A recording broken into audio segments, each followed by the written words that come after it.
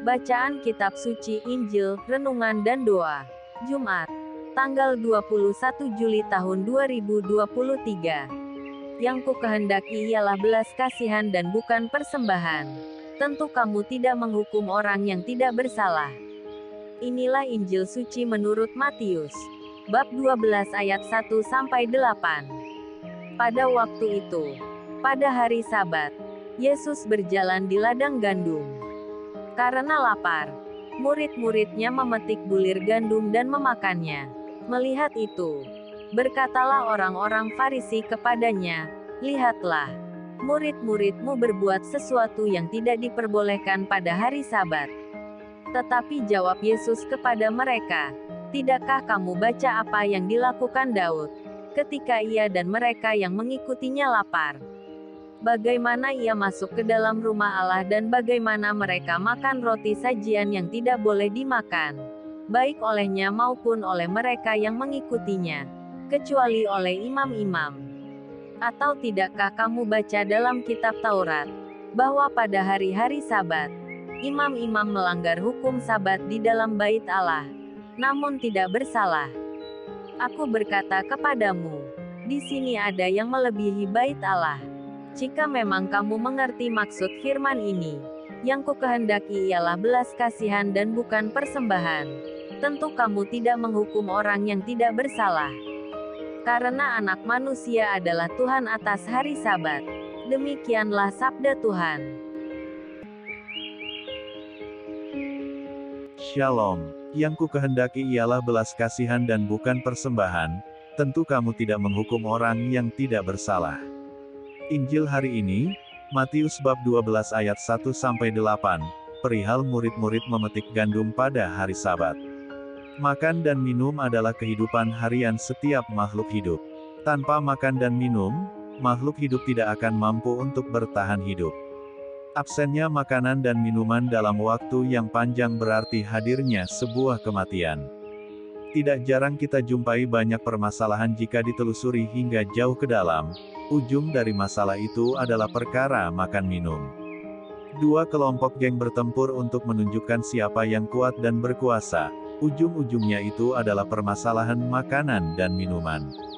Makan dan minum adalah fenomena harian yang juga sekaligus menjadi masalah harian. Orang menjadi marah dan brutal karena kelaparan. Orang tidak mampu berpikir panjang, dan menemukan jalan keluar yang baik karena dalam situasi lapar. Absennya makanan dan minuman menjadikan seseorang kelaparan. Situasi kelaparan akan menjadi pemicu pada permasalahan-permasalahan lainnya. Permasalahan sosial yang terbesar dalam kehidupan ini adalah berkaitan dengan kelaparan, distribusi makanan yang tidak merata. Situasi kelaparan juga dialami oleh para murid Yesus. Perjalanan kaki yang panjang membuat mereka lapar dan memerlukan makanan. Situasi yang demikian menjadikan para murid memetik bulir gandum untuk mengisi perut mereka yang lapar. Sayang hari itu adalah hari Sabat, hari di mana orang Yahudi berhenti dari melakukan kegiatan. Orang yang lapar tahu tentang hukum Sabat, tahu bahwa hari itu hari Sabat, apa yang boleh dan apa yang tidak boleh.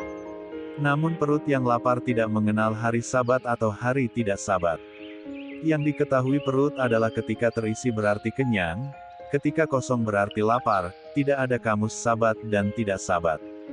Mereka yang kenyanglah yang mempermasalahkan hari Sabat atau bukan hari Sabat, melanggar hukum atau tidak melanggar. Sementara mereka yang lapar, tidak mengenal lagi apakah Sabat atau bukan Sabat. Situasi lapar hanya bisa disembuhkan dengan makan, bukan dengan seperangkat aturan. Situasi kenyang berarti mereka dalam kondisi aman, dalam situasi yang lebih kuat, lebih menguasai situasi. Situasi seperti itulah yang dimanfaatkan untuk menghukum orang lain dengan dasar peraturan. Atas nama peraturan, orang yang sedang menderita pun sah untuk dihukum. Atas nama hukum, orang yang tidak berdaya bisa secara sah dikucilkan dan dipenjara. Hal yang demikianlah yang kiranya hendak diajarkan oleh Yesus dalam perikopa Injil Matius, bab 12 ayat 1-8, hari ini. Yesus mengajar para rasul bahwa menjadi muridnya, hukum utama yang harus mereka jalankan adalah hukum kasih. Persembahan, yang berarti dalam konotasi makan minum sebagai bentuk kewajiban keagamaan, merupakan hal penting. Namun ada hal yang jauh lebih penting daripada persembahan, yakni soal kasih. Makanan dan minuman hanya akan menghilangkan rasa lapar sementara saja. Setelah kenyang, manusia akan kembali mengalami kelaparan. Melihat situasi yang ada sekarang ini, kelaparan besar manusia, kita, adalah lapar akan kasih. Sumber dari kasih itu adalah Allah sendiri. Maka jika kita tidak datang dan menimba kekuatan dari Allah sendiri, menimba kasih itu, hidup kita akan terus-menerus lapar dan tidak pernah puas. Kelaparan akan kasih Allah menjadi sebab utama mengapa manusia semakin sulit untuk saling mengasihi. Sebagai orang beriman, mari kita mohon rahmat Tuhan agar kita senantiasa mampu menimba rahmat kasih dari Allah. Hanya kasih-Nya yang akan membuat kenyang. Dalam kasih-Nya, kita akan dipuaskan untuk selamanya dan tidak merasa lapar lagi. Maka kita perlu terus-menerus menimba rahmat kasih itu untuk hidup kita dan hidup sesama kita.